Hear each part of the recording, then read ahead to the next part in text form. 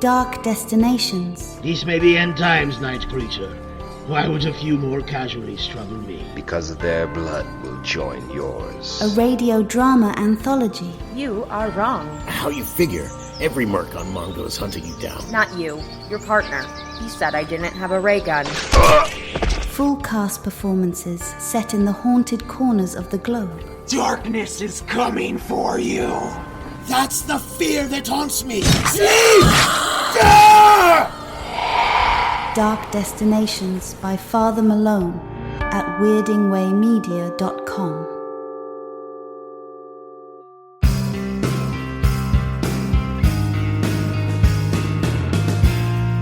Weirding Way Media.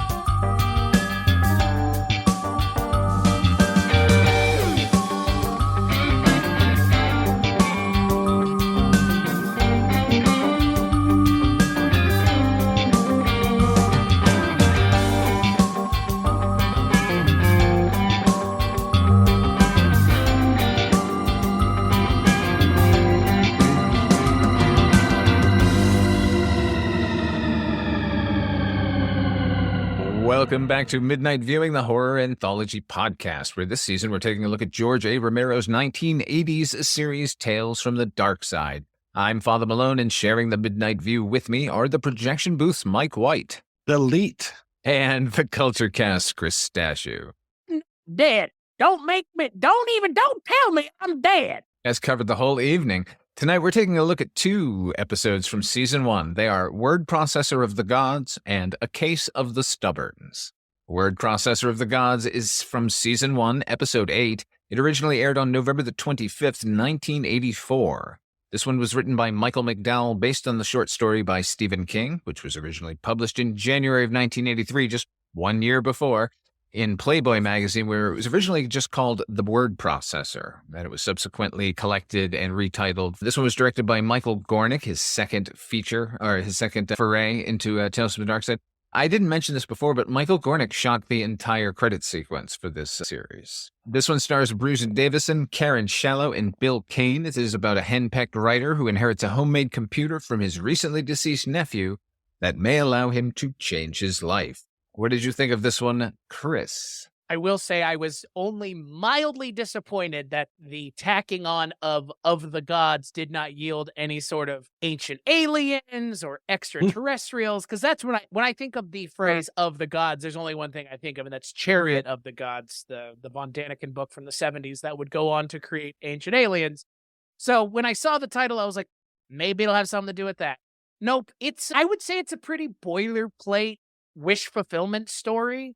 I mean, we've seen things like this before. It's almost like cuts out all of the movie part of what this narrative would be, and it just shows us the conclusion in a lot of ways. Because, I mean, there's a whole story here, a fully formed idea that you could build out into a entire narrative. I've seen them just recently. I mean, this reminds me in a lot of ways of A Matter of Life and Death, or Chances Are. It's like, I want to do something different with my life, and I have to figure out a way to change it. In this, it's just condensed down into 22 minutes. But this, I mean, this is a fully fledged idea that feels like it's rushed through because it's 22 minutes. That being said, I think it's fine. It's not scary. It's not like it feels less Tales from the Darkside than anything we've seen on the show so far, in terms of like, this is a nice episode. Like, the stakes are rather low. Bruce Davison really doesn't do anything other than correct his own life. And the only people that are affected are seemingly like the worst human beings straight out of like Rhode Island Central Casting. But I digress. It was fun, but it did not, for me, mesh tonally with Tales from the Darkside as it has been so far up until this. I think we're going to get a lot of that. The tone has changed between this episode of our show and then the next episode of our show. We're going to be talking about a few things that haven't fit with the first 7-8 episodes that we've talked about. I'm a huge fan of this one. This is one of the few episodes of Tales from the Darkside that I really remember and remember it pretty darn well. I obviously was a fan of the short story. I was a big fan of Night Shift and Skeleton Crew. Really even remember King writing about this because I think he had a Wang computer. So there was a little joke in there as well. He had a big Wang. I really like this. And yes, I love that these people are so awful and getting deleted out of the timeline is pretty great. And, who doesn't love Bruce Davison? I love that there's the neighbor helper dude who seems to kind of know what's going on with things. The way he's like, I'm not coming over there. Be careful. And just it feels like the nephew set this all up so that he basically could be given new life. It's almost like it's the little Mookie and Pookie for me as far as how that goes. Oh boy, I guess I had forgotten that there was already an episode that is very tonally inconsistent. I retract half of what I said in terms of we hadn't seen anything up until this point. Oh, you're right, we had. Do you retract the Mookie or the Pookie half of that? If you're retracting the Mookie, I'll retract the Pookie. Okay, sounds good. Make sure they both go. That's all I ask. It sounds like we're about to dock ourselves here. Boy, yeah, a big fan of this one from the get-go. And I know, Chris, you said it was rushed. I like that it moves so fast because it doesn't feel like it wastes a second of time. I mean, we are not messing around with this computer. Like once he deletes that photo of his wife, he's just like, oh, I think I understand how this goes. I don't know if he gets the ideas for 20 best-selling books in his head or not, but everything else really fits well. And yeah, I really dig this one. I should clarify. I don't mean that the episode was rushed as much as the narrative is rushed because of the shortness Right. of the medium through which they're telling it. That's Yeah. Though I'm okay with that. I'm okay Sure. with this moving at a very brusque pace. How about you, Father Malone? Yeah, let me echo what you said, Micah, because I agree. I think this script is incredibly economical. I think we keep seeing that on Tales from the Darkside, and every time it's happening, it's always kind of a marvel. We've only got 22 minutes to tell this story, and it could take at least 40 if we were over on the night gallery. Yeah, the magic tech keeps on rolling on Tales from the Darkside. We keep seeing these magical machines, and I think we're going to see a whole lot more of them. A word processor, Bruce Davison says after the word processor arrives, he says, you can't really afford them these days. So I looked up the median price of a word processor in 1984. You get a word star for about $500, which is a lot, but not crazy. Not, say, $12,000, which is what you would pay for that Wang System 5 that Stephen King owned. So he was referring to his own computer there, I think, more than what a working man can go. But then if your entire salary is really based on your wife's bingo earnings, $5 is probably a whole lot. Also in that scene when Nordoff, I agree with you, Mike, he shows up and it seems to have more knowledge than he's letting on, and then comes back a second time to really let us know he knows more than he's letting on, but then never pays off, never comes back at the end. Oh, hey, things worked out okay over here. If you're going to keep bringing him back, then you got to pay him off in some way. Right. Is he mystical or not?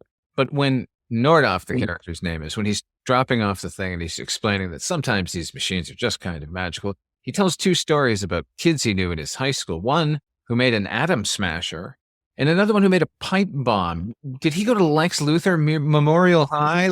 What the fuck?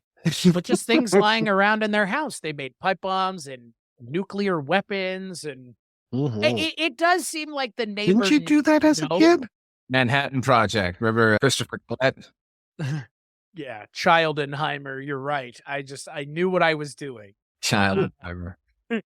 It's funny because the neighbor does seem like he knows more, and I'm not just talking about like what's going on with the family, but even like he might be like he might be magical in and of his self, which is perfectly fine and makes perfect amounts of sense because again, the computer gets there somehow. And I'm not saying it wouldn't have gotten there anyways, but he also like puts it in his head that like this thing can do anything. And so he starts pushing it, and then he makes his wife disappear, which I mean, that gag is pretty great if you're, in the 80s and you hate your wife. This is a fucking Henny Youngman joke is what this is. It's a blackout sketch, folks. Like, I have No, a magical computer that helps me. I mean, no, you know what I not, mean? But this is not I a know, blackout sketch. I know, but you know what I'm. But you say that a lot. And This is not the case here. Because what it you're is, talking but it about, isn't, though. Chris, what you're talking about here, the central thrust of it, where we're all on board for it as viewers, is, yeah, go ahead and delete that horrible son of yours and delete that horrible wife of yours. And as a kid, I was fully on board for that, reading the short story. I'm like, yeah, this guy deserves a good life. I want him to have that nice son, Right. have the good wife. And even if he doesn't have ideas for 10 or 20 major selling novels, at least he can live a happy existence. But now as I'm watching it, I'm like, you're at least 50% responsible for your entire life here, sir. Like, you could pick up that house. You could get up. You could leave. Yeah. Or, yes, try that. Like, you could leave. I mean, that's why I say it's a blackout sketch. The premise is, but it's done well. The premise is like, I've got a computer and it allows me to delete anything. So what does he do? One of the things he does is deletes his nag of a wife. Like, do you know what I mean? Like, that is a fucking blackout sketch, but Stephen King does one better, which is he makes Bruce Davison and Michael McDowell through adaptation. He makes him a very sympathetic character. There's a version of this where he's just like a fucking dickhead and his wife is a nag, but she's an understandable nag. In this, it's like, she's not just a nag. She's like one of the wives that Henry Hill's wife is talking about. Lorraine Bracco is talking about in Goodfellas. They all wear terrible makeup and they have terrible hair and terrible skin. And it's like, that's his wife. And the kid is an extension of that. But again, it's Stephen King, so it's done well. That's, I mean, to your point, 100%. Like, Stephen King knows how to make characters that are eminently interesting to listen to and read about from the moment he starts introducing them. I think if this had been made on Twilight Zone 85, that the Bruce Davison character would have been a little less sympathetic and Right. would not have gotten away with everything at the end. Because I did feel a little bit queasy about the casual nature with it, which he deletes these people from existence. He murders them with no consequence. Yeah. Yeah. I don't know. It didn't feel right. You know, it did feel right. The size of that diskette, the floppy disk, the size of a dinner plate, you know, looking like one of those foldable plastic records you used to get off the cereal boxes. Jesus Christ, yes, we're that old. I also really, really like one of the early things he does is, because again, when given a computer that seemingly can do anything, there is a bag of Spanish doubloons in here. Like, what? What an oddly specific, and then he like weighs them too. Like, you couldn't have come up with any other thing to wish into existence here other than like you said, like a books, or I guess it's the idea of he doesn't know that he can undo things is the more interesting idea. That's kind of only mined for the punchline, as it were. Well, you know what? Speaking as somebody who would imagine doubloons, let me just say that was a totally fine thing for him to do, and absolutely specific. If anything was going to appear on the floor, it was never going to be a bag of doubloons unless the computer made it. Kudos to the sound design people here who raided the DeWolf library, but came up with something very interesting. All the sounds for that computer were otherworldly and cool. I noticed a lot of the people who worked on the show are involved in Stephen King properties in some way. The computer effects here were done by a guy named Rob Cobran, and he ended up editing Needful Things. The editor on this one, Scott Vickery, edited Nightmares and Dreamscapes, the other Stephen King thing. The casting was done by Leonard Finger. He cast Thinner and Night Flyer. Two classics. I do like Night Flyer. That's the Miguel Ferrer. Miguel Ferrer, yeah. Yeah. I wouldn't underrated. I like Thinner a lot, though. As do I. Is now Robert Burke, who's always super solid. This episode is another. I can't tell you how many gypsies I've run down just trying to get cursed, you know? I found him. Yeah, I think Father Malone may have the secret here. This is another East Coast episode. East Coast, West Coast. This one's East Coast. The director of photography is Ernest Dickerson. That's why it looks so fucking good, being not really set bound. And I like some of the effects in here when their version of a flashback is just having the kid kind of appear in the basement with him, but kind of over and crazy. There's a really good dissolve in there too. I wonder sometimes during the 70s, as Tabitha King was reading the fiction Stephen King was handing her, how it felt over and over and over again. I mean, he keeps kind of trafficking in these shrewish wives that deserve to die, or a writer going berserk and trying to kill his wife. Like, how do you process that? You need a word processor of the gods. All she wants to do is bring her husband a cup of hot chocolate, okay? That's it.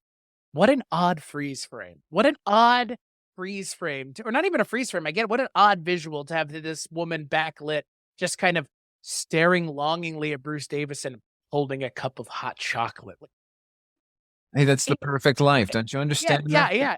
Like you said, Tap of the King just sitting there and shaking, going, I hope he doesn't murder me in my sleep tonight. Like, heaven forbid he finds a computer to delete me. Who do I know in my circle of friends who likes to make cocoa? So the kid and the wife, were they married to Vic Tayback?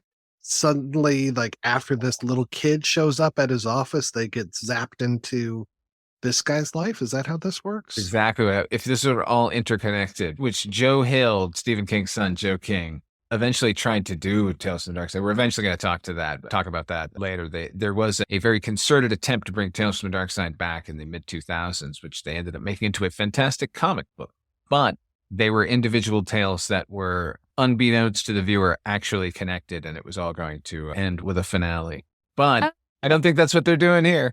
Can I say how not necessary that is in now? Like, I understand why people want that, but as someone, in the presence of two other people who either grew up on it or spend their time watching it now, I can tell you with absolute certainty, there's plenty of media that has no need to have any connected anything. Barney Miller never makes light of the fact that Doris Roberts has played 2 or 3 different characters. Like, there's something to be said for that. I understand why it is the way that it is. Thanks Marvel, I guess, in big part, or the franchisation of things, but I don't need everything to be connected. American Horror Story, you're actually better before you weren't. True, but this was way ahead of the curve. This is like 2007 or something like that. He was trying to do this. So at least he was innovating then, but 20 years later, no, we don't need that. Just give us good tales.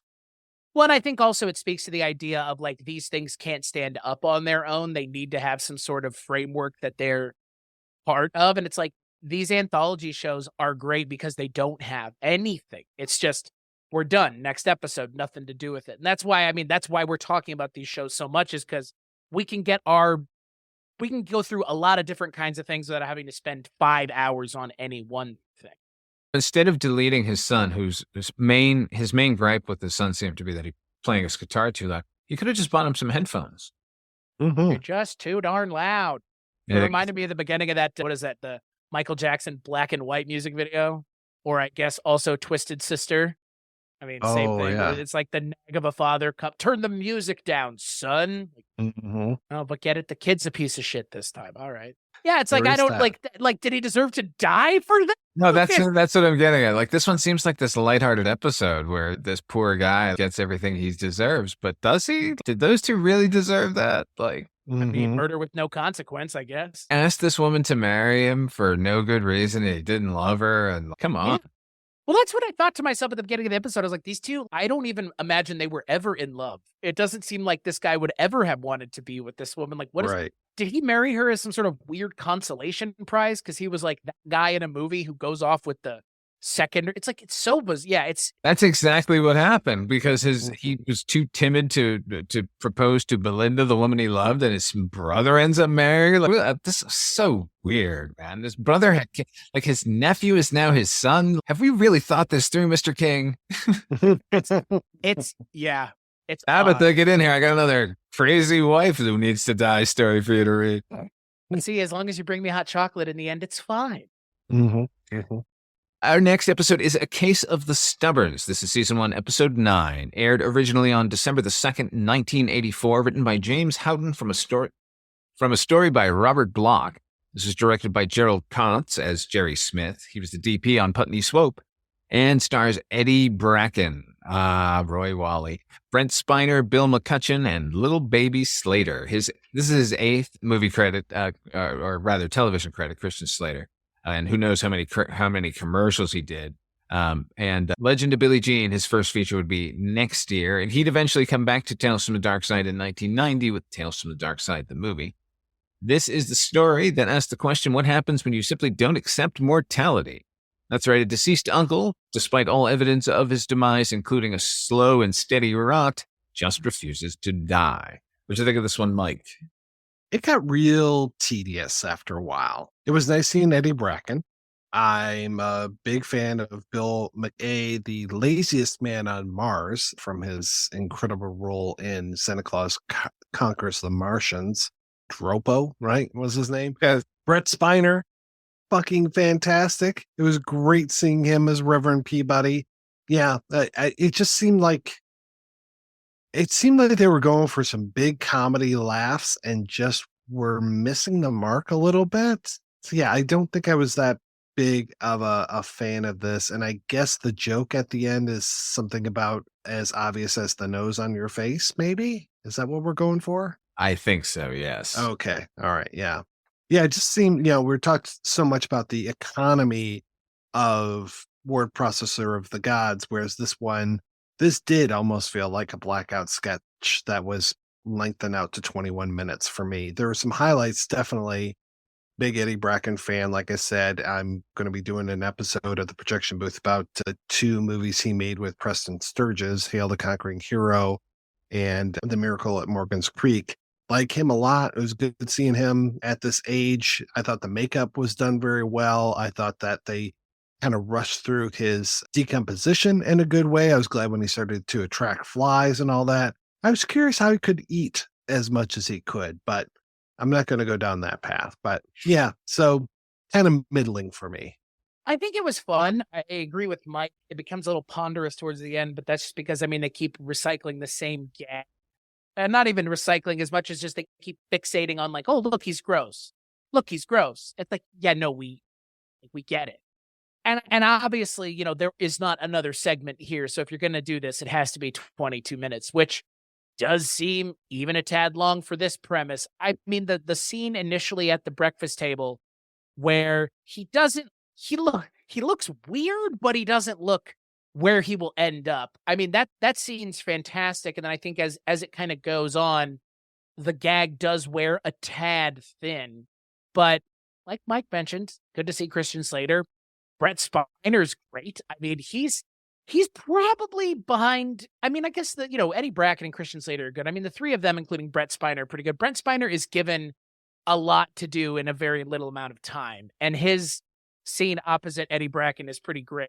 Yeah, it was a fun episode. It was just a little long in the tooth, but that's okay. I know that if this had been Night Gallery, it probably A, would not have been as funny as it is, and B, it might have been paired up with something else that would have helped decrease this episode's length of time, but there's a more than 0% chance that it would just be paired with a shitty blackout sketch. Yeah, I like this one. The final shot of this one fucked me up as a kid. The nose, that stringy white material trailing out of it and all the goo. Oh my God, it bothers me to this day. Robert Bloch. Thoughts on Robert Bloch? Bloch thoughts? He was never the strongest at dialogue, was he? No, and certainly kind of attracts the worst of the dialects here. Good God, the dialogue here would be suspect in a dime novel from like 1957, but this was written in the 1970s, and I don't care if it's a period piece. You are really tasking the performers here. Just try not to go full corn pone.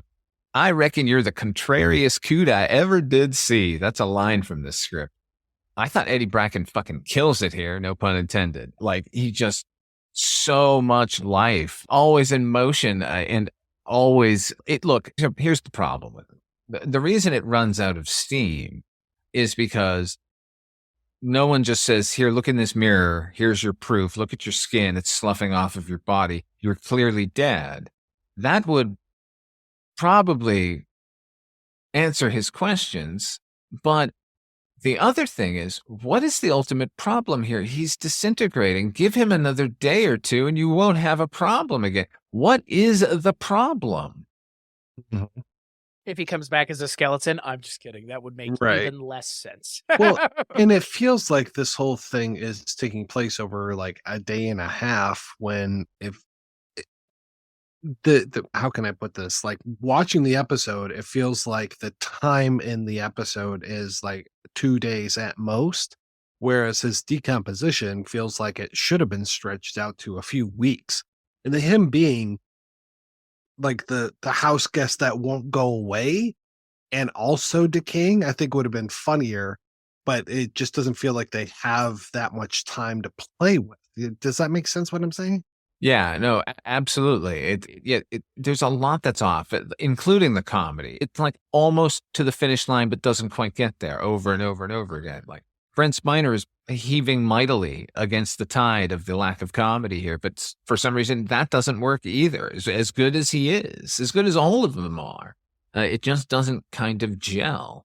Oh my God! I know your grandpap from the long ago. That was another line I wrote down. You're better than a Thanksgiving turkey. Good God! It's the witch. Yeah. They go to visit the witch, which mercifully, when they said, "I'm gonna go visit the old voodoo woman," I was like, "Oh no, no, no, no." Okay, it's just eccentric white woman. Okay, I'm woo-hoo. Yeah, I was really expecting like, oh, here's Esther Roll, and like could have been dreadful, but no, it paid off at least. To your point, Father Malone, about why don't they just show him the mirror?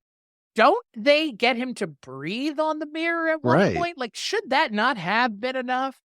That should have been enough. Right? What I don't understand. What are we ultimately saying here? You know, sometimes you're mean? just so stubborn that some stubborn old coots won't die. But is there some other parable going on here about like old ways versus new or something? Did I miss something, or is this just stretched out a little too long? I think what it is, it's an effects playground for them doing the effects on Eddie Bracken, right? Yeah, I would say so, because they are great. And the last couple of episodes, we haven't really had a creature or a monster. So it's time to swing for that. Eddie Bracken's mouth is really gross to keep having to look at. I'll say that much. That's true. Yeah. And him having to like watch him eating things as this like decaying old man is pretty great. Yeah. Yeah, I guess when he just goes upstairs and dies, they just take his corpse and like throw it out back. They're like, well, fuck this guy. One would hope. I mean, yeah, like, wouldn't you just die already? Yeah, but again, like, I didn't really see the problem. Like, there was no conflict with him still being alive. Like, you know, if we can't prove that he's dead, we're going to lose the farm. I don't know, something. Like, no, he's just annoying. He's just he's attracting flies. Oh my God, he's eating so much and he stinks. Like, well, that's a problem for most of American families, right? Got a family. Everybody's got one. Or is that the point that they were trying to make? That time to move on, Grandpa. Gotta get your own place here. With go lie down and die. This is a parable about putting your grandparents in an old folks home. You know, I wish that's what it was, so at least we could walk away from this not just being like, well, it just feels like they wanted us to see Eddie Bracken in makeup 6 times. 6 different ways. Yeah, he looks nasty as fuck towards the end. Like, just ugh. He's got to be what in his like 60s, 70s here, and he's like, slap that makeup on me. Go ahead. You know, that old Hollywood workhorse mentality. What's the gig today? What am I? What's the accent I'm doing? All right, let's go, fellas. See, I would think that that's Eddie Bracken, but that it comes across the role that he plays here. I mean, the episode works as well as it does for as long as it does, even though it does overstay its welcome, primarily because of how good he is. Mm-hmm. Oh, yeah. No, if it was somebody lesser in that role, I mean, it's already pretty insufferable, but I think it would have been even more insufferable. Yeah, thank God we had a charming person at the center of this one. Ooh, could have been real trouble. Yeah, he definitely understood the brief where he's just like, be cantankerous, but be funny at the same time. I'm going to be under how much makeup? Right. Layer it on. Where do I stand? Give me my lines. Let's do this thing. Roll it. Do it live. All right. On the next episode of Midnight Viewing, we'll be taking a look at 2 episodes from season 1. Those are Gin No Chaser and All a Clone by the Telephone, a punny title that makes no sense. Midnight Viewing, the horror anthology podcast, is a proud member of Weirding Way Media Group, and our theme song was composed by HP. Until next time, what are you working on and where can you find it, Mike White? Well, just like this show, everything that I do is available over at weirdingwaymedia.com, including the projection booth, which I shamelessly plugged, ? Not really. I was just making conversation. So Yeah, you find that and some of the other stuff that is being worked on by me over there. Not that anybody would want to hear more of me talking, but yeah. How about you, Chris? Make sure to cut that part out, Father Malone. No, I'm going to leave it in as irony. Ah. Yeah. Ooh, fair. You can find me and all the things that I talk about at weirdingwaymedia.com. Yeah, like Mike said, this show, all the things we worked on in the past, Father Malone and I covered all of Tales from the Crypt. As much fun as that sounds, it was fun to talk about, maybe not so much to watch, unlike this show. So if you're into anthology shows and things of that nature, especially people talking about them, Weirding Way Media is where you can go.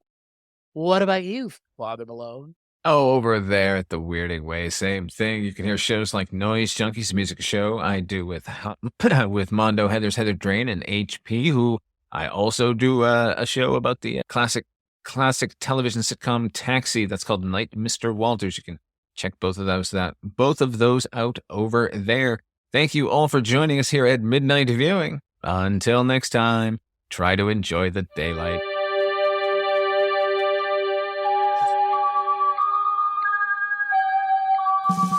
Midnight Viewing, the horror anthology podcast, is a proud member of Weirding Way Media. Our theme song was composed by HP with an assist from Donald Rubenstein and Erica Lindsay. If you want to hear these episodes early and commercial-free, become a patron over at patreon.com/Father Malone. Not only are the episodes up early, but we have extended interviews and bonus podcasts where we spotlight the best episodes of horror anthologies from every series. But if you just like the show and want to help, please share it with your friends and give us a rating on your favorite podcatcher. Together we'll keep journeying through the places that are just as real, but not as brightly lit.